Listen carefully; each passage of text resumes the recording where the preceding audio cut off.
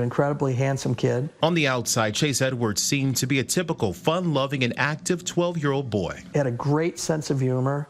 He was artistically accomplished. He loved the outdoors and wildlife. He had a sort of a soft spot for penguins. Jeff Edwards says his son was a friend to almost everyone he came in contact with. He was a very, very well-rounded kid. He was well-liked. He was a champion of the underdog. But little did anyone know, it was Chase who needed someone in his corner the most.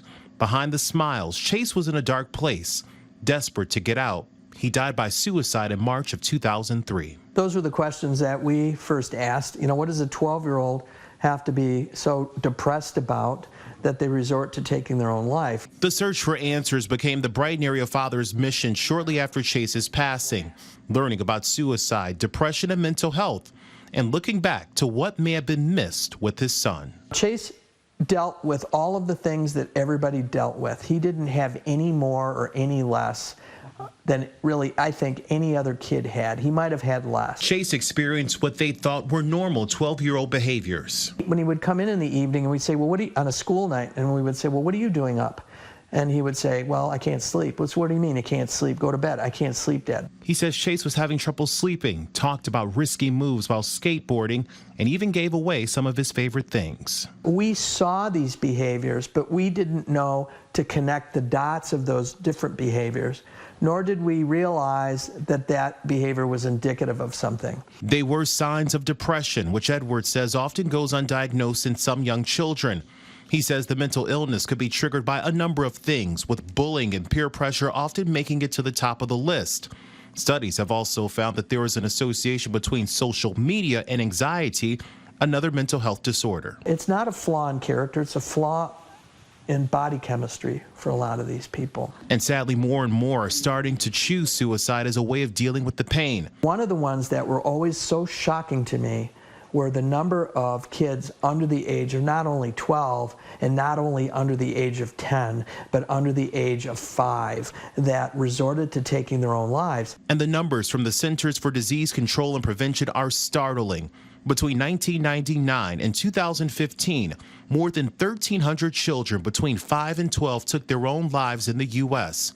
In 2016, suicide was the #2 leading cause of death in ages 10 to 14. Someone once said, you know, it takes a village. It really, really does to protect our kids. Jeff Edwards is now using his personal pain to make a difference.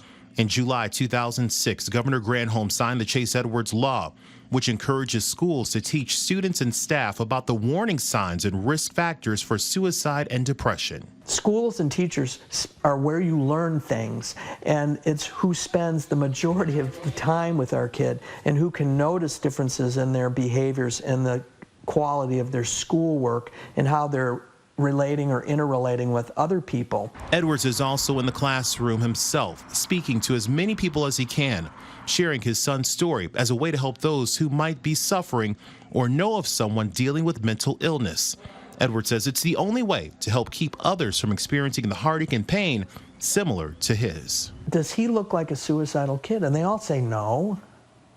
And I said, well, we all have these rule systems we employ to conjure up these images of what a suicidal person or a suicidal kid looks like. What belies a lot of these people's fate is their beauty and their wonder and their grandeur as people, because they are.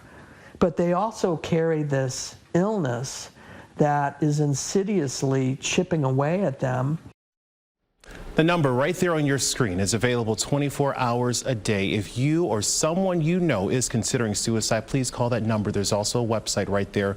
We've got plenty of information, including on what signs to look for on abc12.com. Also, Jeff Edwards speaks about this topic to schools, all for free. His contact information also up on our website.